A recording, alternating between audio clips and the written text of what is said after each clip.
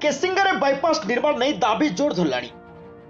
Bypass क्रियानुष्ठान committee विकास मंच ठू आरंभ कर केसिंगा सशस्त्र नागरिक मंच जिलापाल आरंभ कर सांसद मालविका देव राज्यसभा सांसद सुजित कुमार और मुख्यमंत्री पाखरे दाबी कर सारे।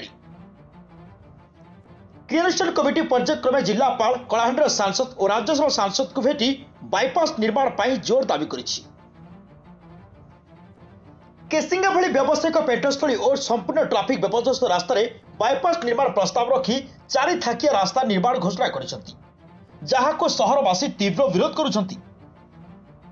केसिंगार गोटे पटे बुढ़ाडंगर पहाड़ और अन्य पटे तेल नदी थिबारु रास्ता संकुचित हो पड़िछि।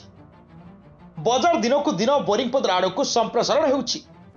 वर्तमान जो आरबी निर्माण होउछि ताहा सहर मध्य बाहरुछि, फल ट्राफिक समस्या विपर्यस्त हेबो, ता संगकू लोकंक जीवन सूताक्षर झुलिब।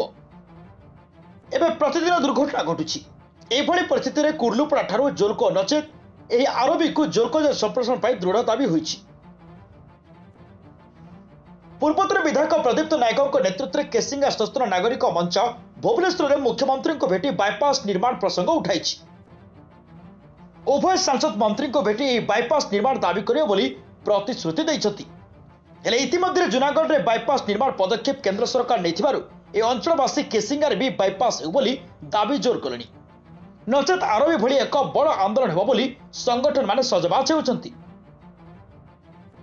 आरबी पाई दीर्घ 20 दिन अधिक आंदोलन होता, जो उभय राज्य और केंद्र सरकार बाध्य तुरंत आरबी निर्माण करथिले।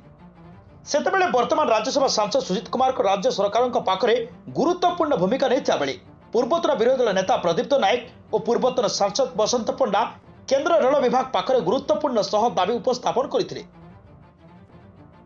तेबे निर्वाचित प्रतिनिधि माने प्रसंग में केते आग्रह नहीं केंद्र सड़क मंत्री नितिन गडकरी पाखरे दाबी उपस्थापन करी कार्य कराई पारिबे ताहा देखिबाको बाकी रहिला। ब्यूरो रिपोर्ट, स्वतंत्र न्यूज 24।